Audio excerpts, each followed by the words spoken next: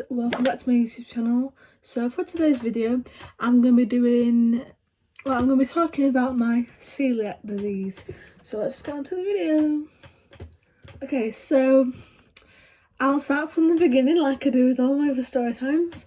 So what happened was I about last year I think it was, or even the year before that, I kept getting really bad stomach pain, like not like cramps or anything like that. It was just like an ache.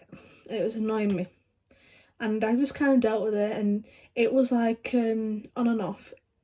It wasn't all the time, it wasn't consistent, it was just on and off. So recently it started happening a lot more, so I was like to my mum, I was like, oh, can you ring the doctors? Oh, actually, I need to talk about something else. In about February last year, no, this year, I got really sick for like a week. Like when I breathed in, it really hurt to breathe in. Like my chest and throat really hurt. Like it like burned, and then I had really bad stomach pain. I went to the doctors and she was like, "Oh yeah, you have a bacterial infection." Like she like felt my stomach and all that, and she was like, "Yeah, if your stomach feels fine," because she was worried about it being like appendicitis, but it wasn't that. And then she sent me off, and then I was better like a week later. And then so in October, like the end of October, I went to the doctors, and actually no, I'm lying, it was way before then, maybe like the start of October, end of September. I went to the doctors and she was like, do you think it could be anxiety? I was like, no. Do you think it could be like lactose intolerant? No. And then she got me blood tests, felt my stomach again. She didn't feel anything bad, like anything to do with my liver or anything like that. But she got me a blood test for, I didn't even know what it was for. It was for gluten, so celiac, lactose, liver disease, stomach, all that kind of stuff. So I did that blood test, and then we went on holiday to Kos in Greece, well, Greek island, and my mum got a phone call from the doctors, and guess what they said? Your daughter's celiac. And I was like, what? I didn't believe it, because it's like me. Like, me. I didn't even really know what it was, to be honest. Like, I've literally never heard of it before. I've heard of gluten intolerance, but I've never heard of celiac. So I was like, what? This can't be happening. And she was like, the doctor says to keep eating normally. So there's the right results when you go to the hospital. So I was like, okay, and then I just kind of had to eat like the most of what I could. And then I went to the hospital after the holiday, and she was talking to me about it. And she was like, from now on you have to have gluten-free food. She was like, you can cross-contaminate either, so you can put your toast in the toaster after someone else has used it, because the gluten from their bread will get onto your bread. And I was like, whoa, so this is like actually serious. I did do some research before it, because that's just how I am. But the reason I'm doing this video especially is because I've seen not a lot of videos talking about it, or even like on TikTok. I try to find videos of relatable videos. There's not a lot, to be honest, and it's all adults.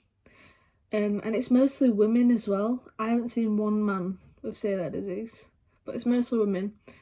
And they were saying how they've like been gluten-free for like 5 years.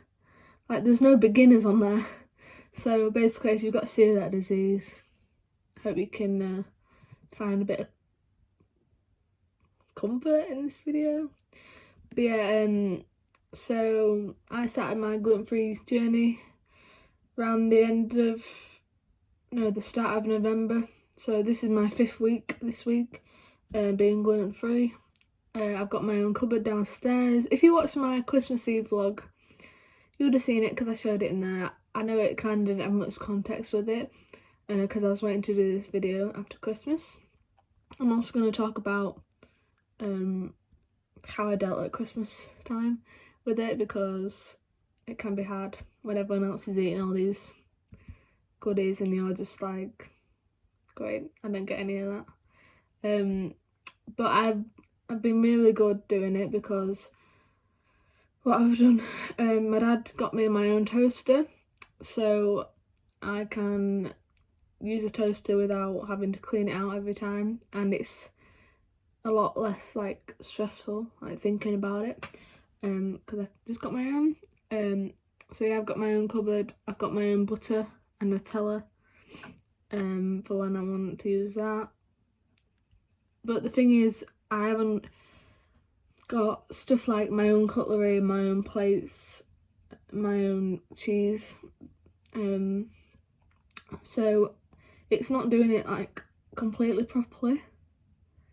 But at the minute, I think I'm alright.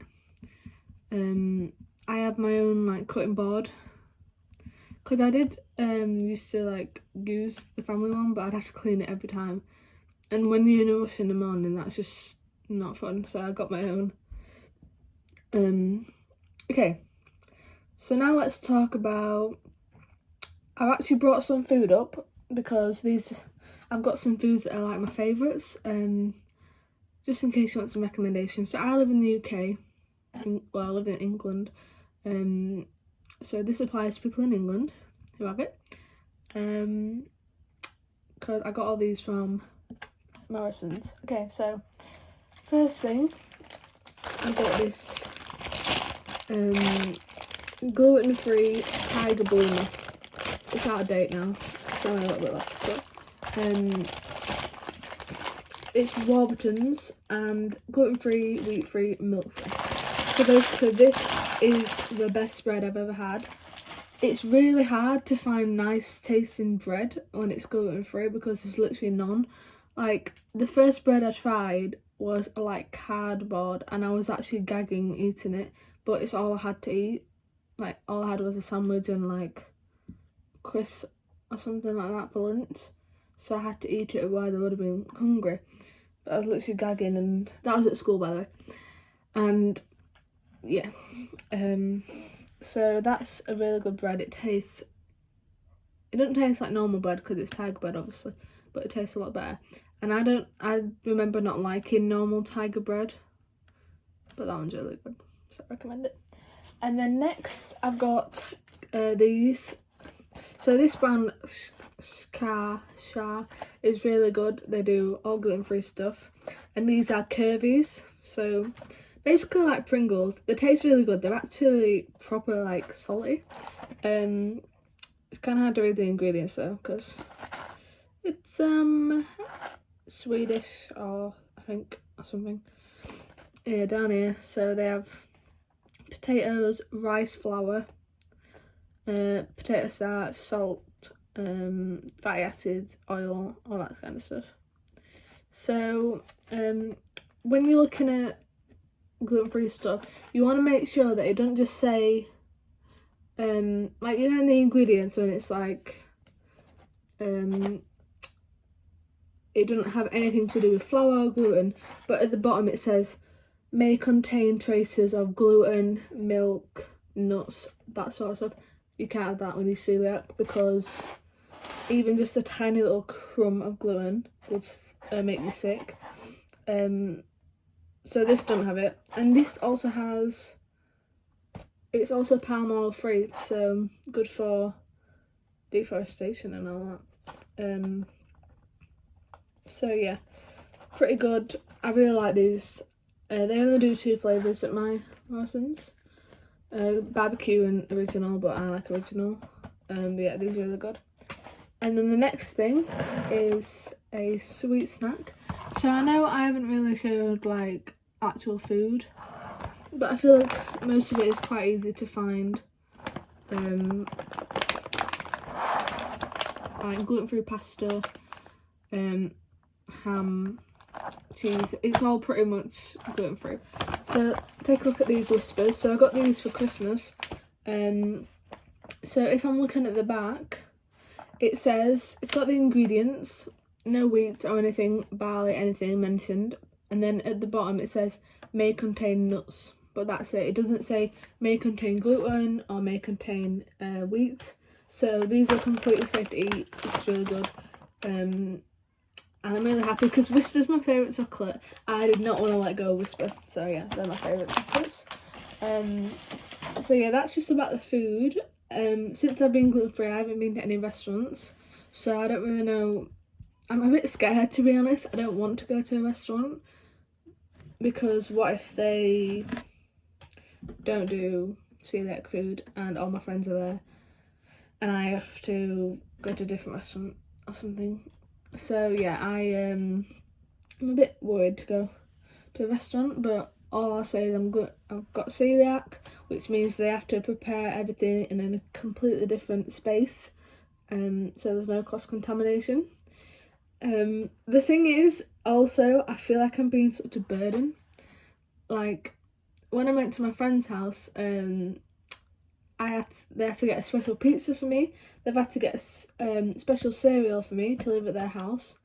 They've had to, like, when they were doing the pizza, they had to cut mine up with a different knife.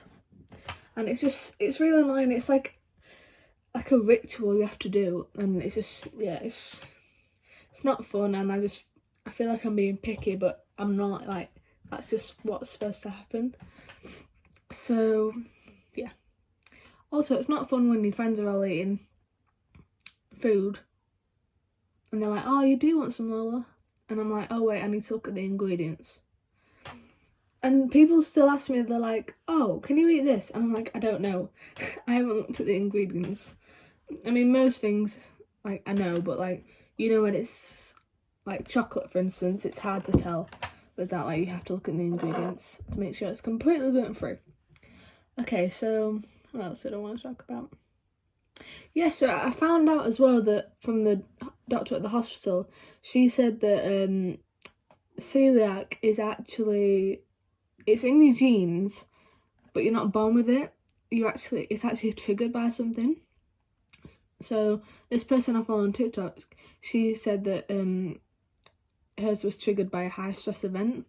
So I really don't know what mine was triggered by. Maybe if it was stress, because it was around that time I was doing my exam, like my mocks. So maybe I was stressed without realising.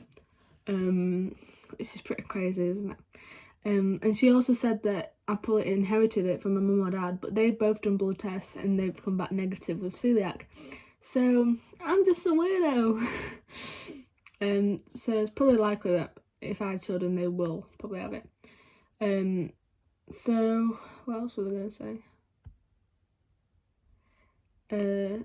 I don't know. I wanted to think of something to talk about. Oh yeah, so basically, if you have celiac, so you have like a scar. So if you're under 30, then you don't have celiac. And if you're over 30, then you do have it. But to get a positive result, you need to have over 10 times that amount. So 300. Guess what my score was? 2,500. So I was like, high celiac. And then when I went to the hospital and they redid it, they found out it was actually 4,000. So over 100 times I was celiac. So that's pretty crazy, isn't it? Yeah, but it's good because they don't actually do it anymore, really, unless it's like a very like small like deciding factor.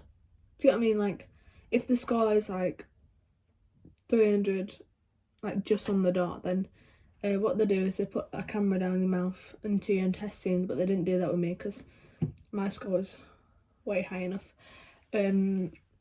So yeah, I'm meant to be seeing a nutritionist in a few months to talk about what I'm eating and stuff, which I already kind of get the gist, but Maybe I'll find out something like that I've been eating the wrong food or something. But I haven't got sick so far. I have had stomach pains, to be honest, but I don't know if that's just because I've only a few, but maybe it's just because I've like detoxing, because it takes a while for the gluten to get fully out your system apparently. So that's great. I mean, I've got 15 years of damage to undo because I'm 15, so until I'm 30. But I found out people are literally like glowing after they start eating the right things. Like the skin gets clear, the hair grows nicer, the body heals better, the stronger, fitter, all sorts of stuff. Because like if you're putting the right food into your body, then it will show that on the outside. So it's only been 4 weeks basically for me. So actually no, it's Thursday today, isn't it? So it's actually almost 6 weeks. That's pretty good. But yeah, it's actually really hard because I've got braces. So, you know, there's a lot of food I can't eat now. I can't eat sticky food, chewy food, hard food, and I can't eat food with gluten in. But another annoying thing is the fact that a lot of gluten-free food are also dairy-free. Like, is it really necessary? Because, like, the other day I wanted to try this, like, cheesecake thing, and it was absolutely disgusting because it wasn't, like, milk. It was something else. It was gross. And it just ruins food for me. It really ruins food. But at least these are, like, safe to eat now. You know what I mean? Like, I found some foods that I really like, so that's good.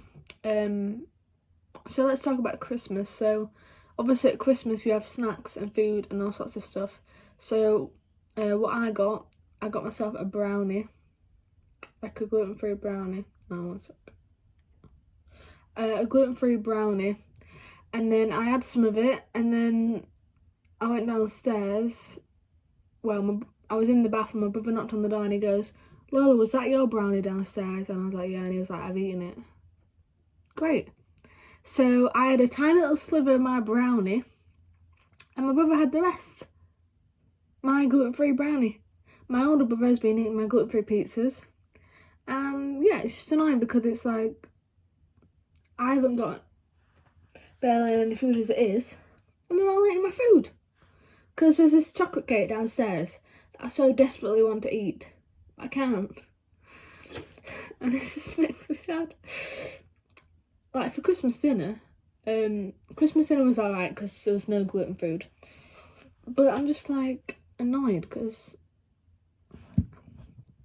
that was my only like pudding, like the gluten-free brownie, but whatever.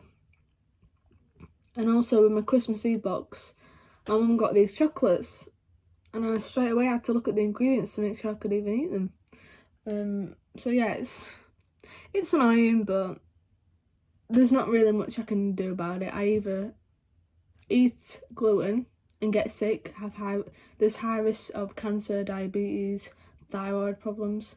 You know, it's actually so funny how it all links together though, because when I had my blood test for anemia, they also came back with an underactive thyroid, which is like something in your throat that controls like your metabolism, I think. And obviously my metabolism is probably messed up because of my gluten. So yeah, it's a lot to unpack. But yeah, I've just been dealing with it. Let's try not to make it negative though, because from it, obviously I'm going to get healthier and I'm going to feel a lot better, no more stomach pain. But if you have apparently I think there's over like 100 symptoms for celiac, or maybe even more, but there are a lot of symptoms. So make sure, don't start just eating gluten-free. You have to go to the doctors, because if you start eating gluten-free, go to the doctors. You're not going to get a positive test, and if you go back to eating gluten again, you're going to get really sick if you are gluten intolerant or celiac. So you have to make sure to go to the doctors. Some people can be asymptomatic, which means you don't have symptoms. But you have to really look out for things, because it is bad. Basically, you ruin. Let's talk about what it does. So basically, in your small intestine, you have the villi on your lining that like goes like this, which helps to absorb all the nutrients into your small intestine that goes into your blood to help you live. So if you eat gluten, celiac disease is an autoimmune disease, so your body basically sees the gluten, starts attacking it, and because it's attacking it, the villi gets destroyed and you're left with flat surface, which means there's no chance for any nutrients to be absorbed, and you're left like this with vitamin deficiencies and all sorts. So yeah, really not great. But the thing is, if you do have it, if you've been told by the doctor that you have celiac disease, you need to eat gluten-free, because otherwise you're gonna live a very sad life. So yeah, just make sure you do that. Also, if you're going through gluten-free celiac, then you can comment down below and we can talk about it, because I feel like there's just not enough time to cover it all. So yeah, I hope you all enjoyed this video, and even though it's kind of sad, I still think it's quite important to be representative of it. I've only seen one movie where they talked about celiac, and that was that new movie, I can't remember what it's called now, but it had Veronica Lodge in it, Cami Mendes, yeah. It had did it have Timothy Chalamet in it? I don't know. Basically, she said something like, "Oh, I don't believe Jessica's got celiac disease, I think she's just doing it for attention," or something like that. And I didn't even pick up on it until I saw a TikTok about it, and I was like, oh my god, what is with this? Like, there's representation, but it's bad representation, if you know what I mean. I mean, it doesn't bother me too much, it's just the fact that, like, I don't know, it'd be nice for it to be mentioned at least once in a good light, you know? So anyway, this video is 23 minutes long. I'm going to leave it exactly as it is, no cuts, and because this is my real raw story time. So yeah, thanks for watching this video. Maybe you didn't complete the end, because, you know, some people don't. Also, I think 4% of you or 40% of you aren't subscribed, so make sure you subscribe, because I'm going to be doing a lot more videos. And I know some people don't like to watch personal videos of people if they don't feel connected to them, but if this applies to you, then I think you should watch this video. I should have said that at the start. But I'm going to be doing way more videos, makeup, books, crystals, basically everything fun. So yeah, I'll see you in my next video. Thanks for watching. Bye!